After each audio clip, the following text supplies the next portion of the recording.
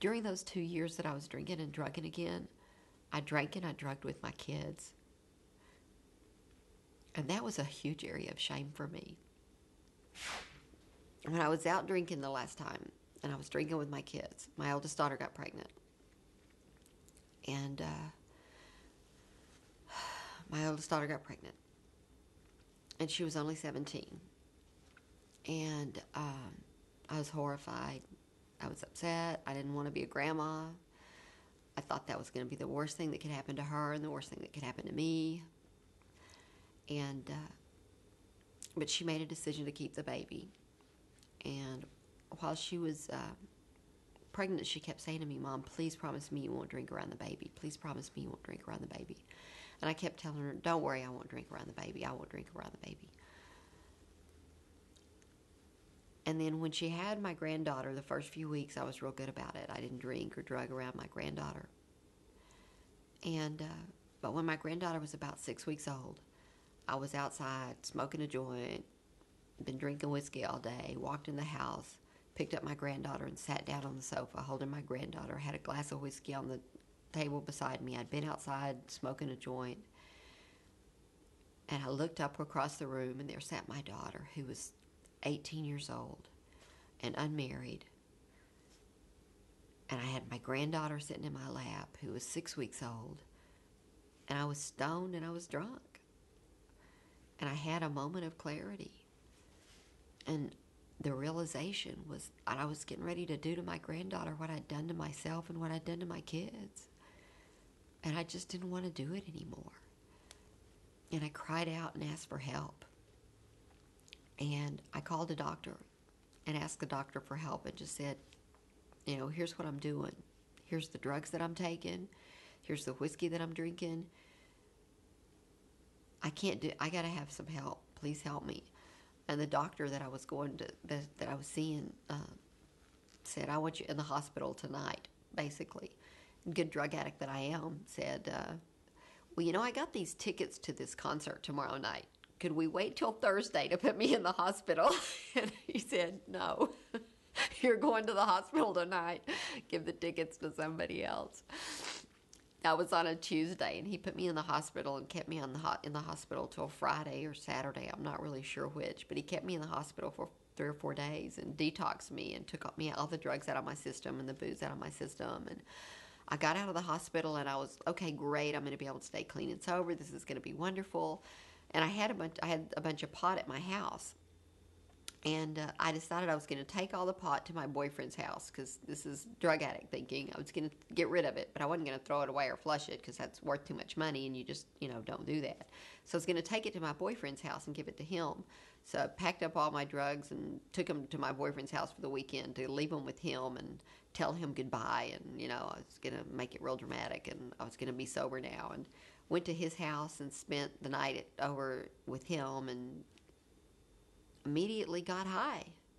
Spent the weekend drinking and drugging and partying with him, and was just full of shame and guilt and remorse and horrified at the fact that when I woke up on Sunday morning, there I was again after I just spent the whole week in detox. And what happened for me in that moment is a complete surrender. And I just looked up at the sky and I said, God, if you're not there, I'm I had that moment happen to me where I knew that in and of myself, I could not stay sober. I couldn't stay clean. I couldn't do this by myself. I had to have God do it for me.